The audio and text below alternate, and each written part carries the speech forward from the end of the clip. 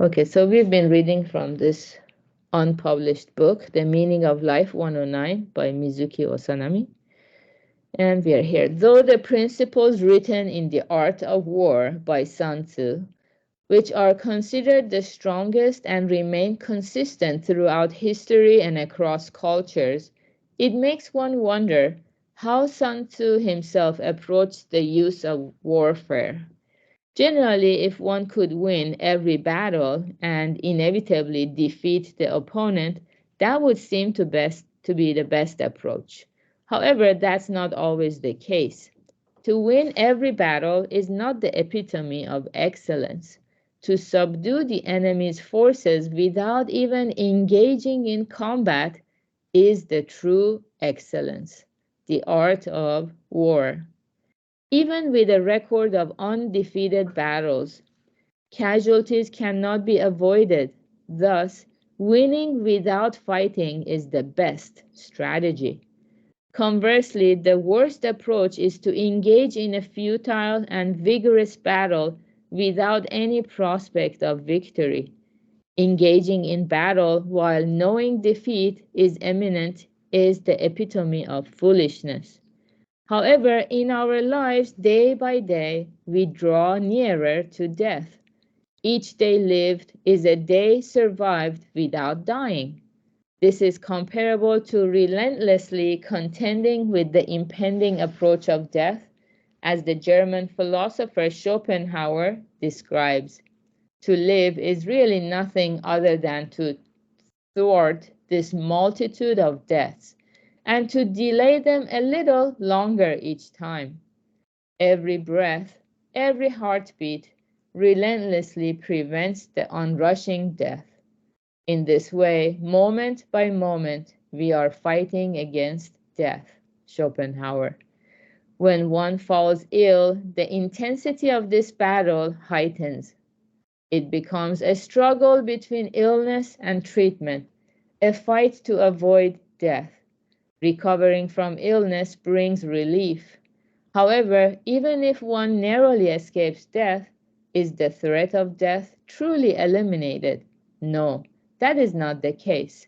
Death has only been temporarily postponed, and after a while, death will again approach in one form or another.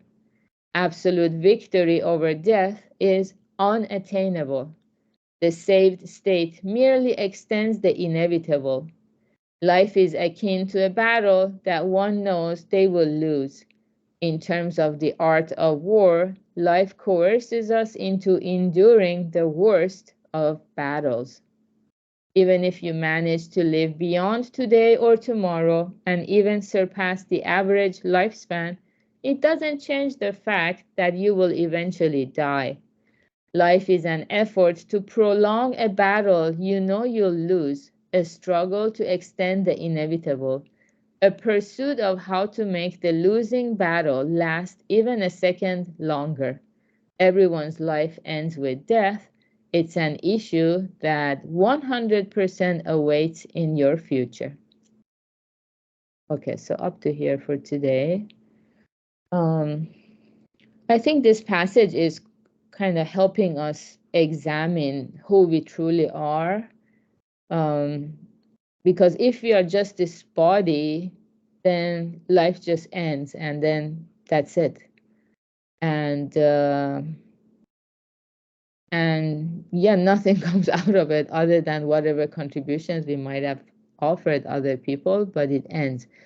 But also, um, because any living being actually fears death, like if you try to capture a cockroach in your kitchen, the cockroach will run away from you with all its might. All living beings, they detest death. It's very natural.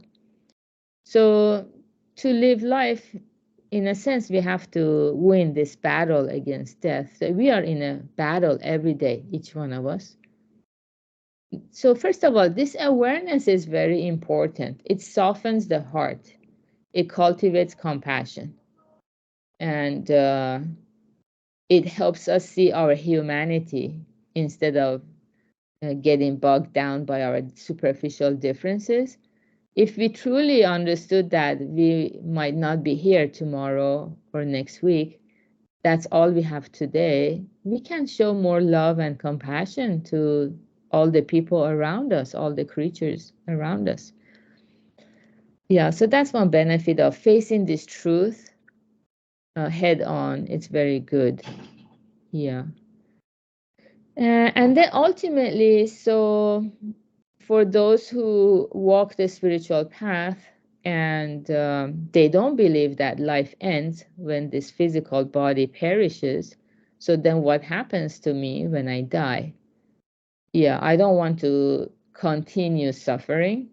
So then the question of how can I put a stop to this suffering once and for all, this question becomes very crucial.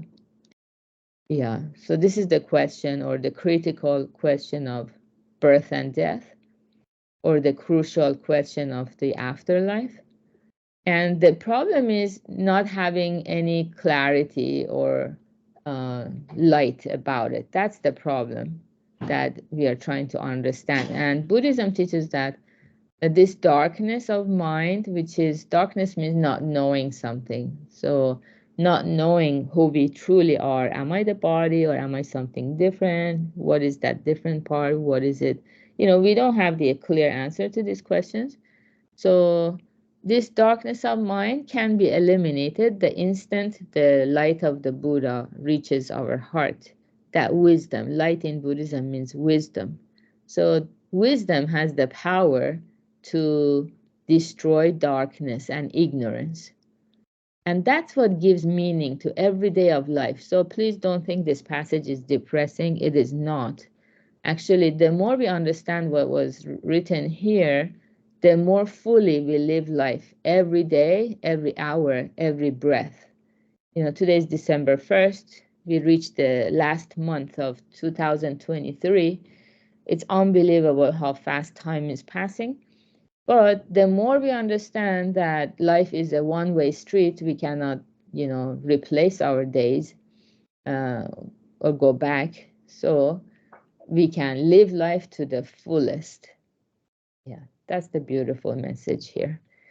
So we will continue next time. And yeah, today's Friday. We're going to have the Purpose and Meaning Lab at 3 p.m. Pacific time. And then also advanced group session at 5 p.m. if you have finished the basic course. And have a wonderful start of your December. Yeah, bye. Thank you.